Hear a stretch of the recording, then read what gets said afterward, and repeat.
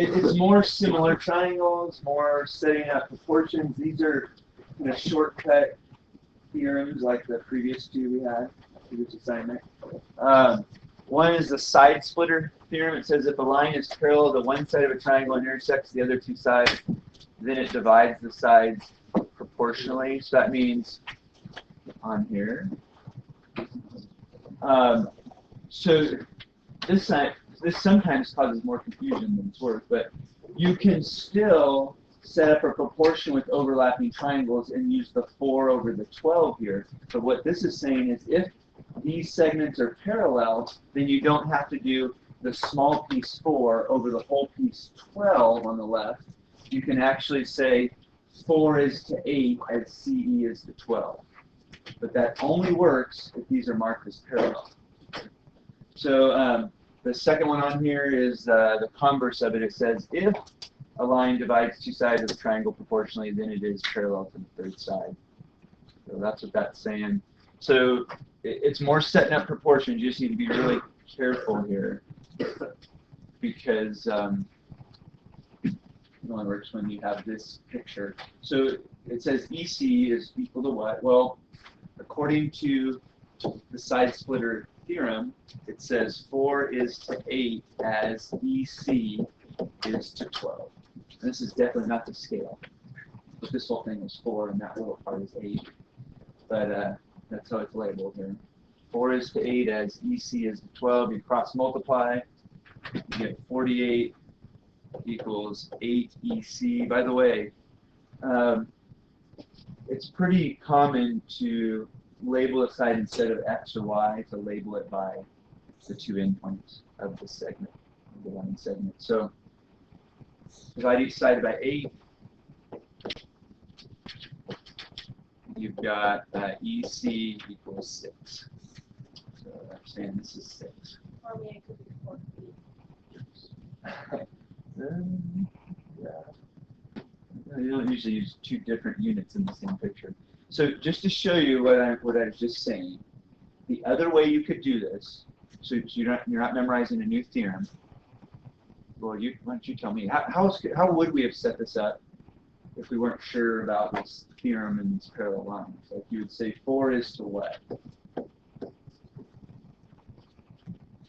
4 in this triangle is to what in that triangle? Oh. Not 8, because 8 only represents 12. Yeah, 12. So it'd be 4 is to 12. And then over here you would call the C would be X. So then it would be as X is to X plus 12. Okay. And then when you go to solve it, you cross multiply it of 12x equals 4x plus 48. And you do the algebra, subtract 4x over, so 8x equals 48, so x equals 6, and there we go. So we already knew how to do this problem without the side splitter theorem. Does that make sense? It's just when the lines are parallel here, it will work to put this over this and that over that, even though 8 is not the full side length of the triangle. Works out. All right, and then the converse of it can be used at times 2. So here's how you would check to see if these are parallel. You would just say, okay, I'm going to check 56 over 21. Does that equal 48 over 16? Answer that pretty quickly. Maybe you can too. 48 over 16 I know to be 3. 56 over 21 is not 3. So if I were to, you could cross multiply if you wanted. So 21 times 48, does that equal 16 times 56? Take out our trusty calculators. What does 21 times 48 equal? We're going to lift off the question mark and put a slash to that equal sign in just a minute, right? I don't know what to equal though. So help me to prove this. 1008. That's the left side. 1008 does not equal 896. 896. And so because the cross products aren't equal, these are not parallel. So because not proportional. And that's it. So,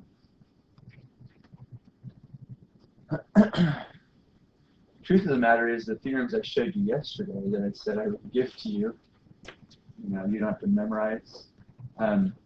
You didn't really need those either. You could have separated out the triangles, redrawn them, decided for the corresponding sides, and set up a proportion like we've been doing all along. All right, so we have a little warning here. That's the warning I already said. It is officially. We cannot use 7.4 or 7.5.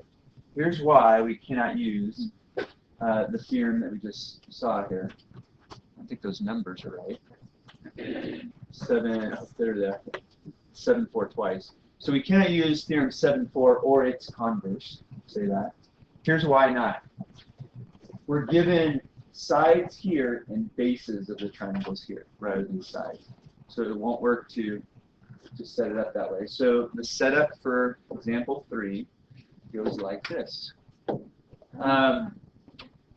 X is to 9 in the small triangle here as x plus 9 is to 15 in the large one. So x plus 9 is to 15 in the large one.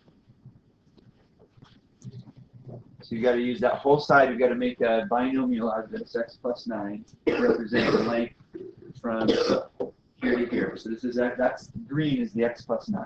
Okay, and this we've done before. So 15x equals 9x plus 81.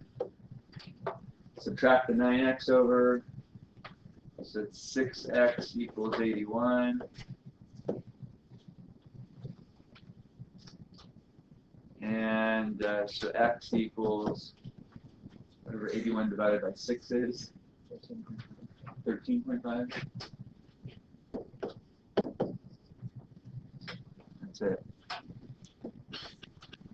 But you see the difference on this next one here? It's not these pieces here. They're not labeling these or these. It's the sides that they're labeling. And so for that reason, we can set up a proportion using this new theorem. It says x is to x plus 4 as 12 is to 18. And if you were to set this up the old way, it would be x over 2x plus 4, which is slightly more difficult, equals 12 over 12 plus 18, which is 30. So you'd have a little more difficult of a proportion to deal with, not much. But it's a bit of a shortcut. So cross multiply here, I've got 18x equals, remember we got parentheses around that guy. Same thing over here. We're going to distribute the 12. It looks like this. This is how I'm getting the 12x plus 48 and distributing the 12. So 18x equals 12x plus 48. Subtract the 12x over, so 6x equals 48, and x equals.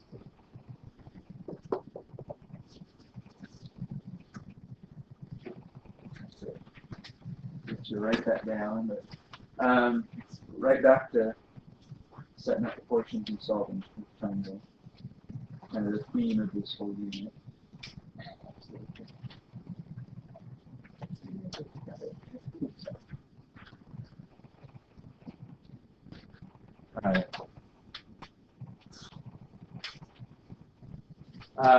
So this is the corollary. Corollary means, hey, it's a bonus theorem. Bonus fact that they discover based on the previous theorem. But a corollary to the side splitter theorem, it says if 3 parallel lines intersect 2 transversals, then they divide the transversals proportionally. So it's like an extension of what we just saw. So each one of these little segments here, here, here are all proportional to any 2 of the segments over here that are corresponding. And then if a ray bisects an angle of a triangle, then it divides the opposite side into segments whose lengths are proportional to the lengths of the other two sides. So this AD over DB, the pieces that ray divides it into, are proportional to these adjacent sides, CA over CB.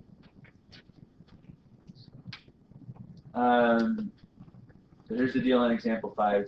They aren't triangles. I mean, I guess if you continued this up, you'd end up with a triangle, by the way it works. These are parallel lines, though. So do you have a guess as to what the setup might be on this? Like, what's your intuition tell you? Perfect. That makes sense. 15 over 9 equals ST over 11, and you cross multiply and solve. What do you get for ST here? Sometimes you can even tell, like if this was in a 2-to-1 ratio or 3-to-1 or something like that, you could just tell without even setting it up and solving. Can't quite tell there. 15 over 9. It's not like a 2-to-1. It's like a 1 point something to 1 ratio.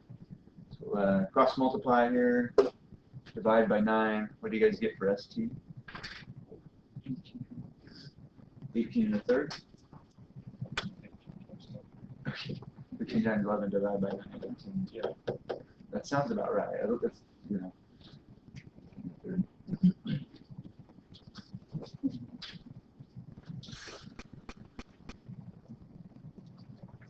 It's about 1 2/3 to 1 ratio. All right, and then here's the last one, find AD. So we've got, you kind of have to probably look at this theorem.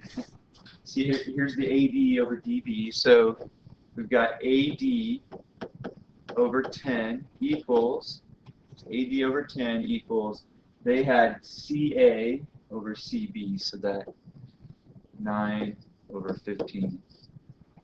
And then we just cross multiply. So 15 AD equals 90, and divide by 15, so AD equals 6, which makes sense. Looks like it equals 6.